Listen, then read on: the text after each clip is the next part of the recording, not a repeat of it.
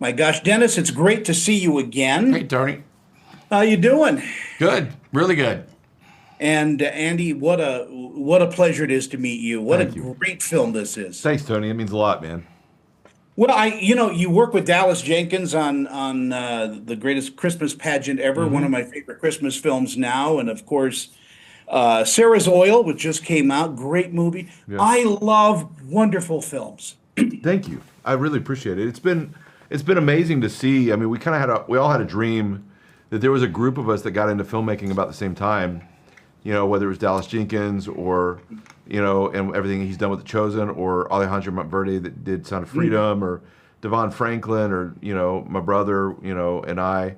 We all just kind of had this dream of kind of seeing ourselves represented with what we believed in our faith, and but none of us, we had a lot of ground to cover, and to see it beginning to really click where the products are being taken seriously by the studio, and to be able to collaborate. So to get to work with Dallas on Christmas Pageant was amazing because he's one of my favorite filmmakers. What Cyrus did with Sarah's Oil was brilliant. And then, they kind of unpack me from mothballs every while and give me a film that I get to do. So it's awesome. We have a lot of fun. Well, Dennis Quaid is always busy, and to have him as part of your movie has got to be a great joy and a blessing. Oh, yes. He is a national Go ahead and treasure. tell him I'm about telling it. you. Well, see, I've been supposed to say Dennis Quaid is a brilliant auteur. No. For me, it was a huge moment for us when he signed into our world. It's glad Dennis, to be here. Yeah.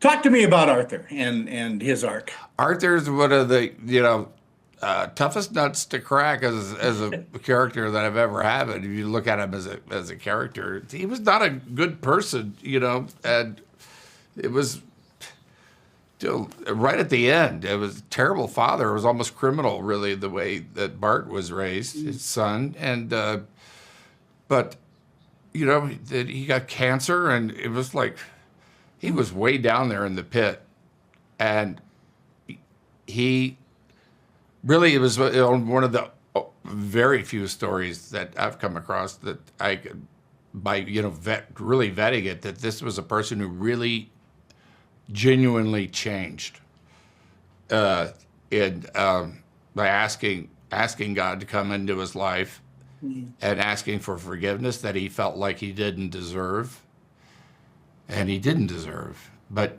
none of us deserve, really. It's about redemption, and then that's where I identify with Arthur, and that redemption stories. We all want a second chance.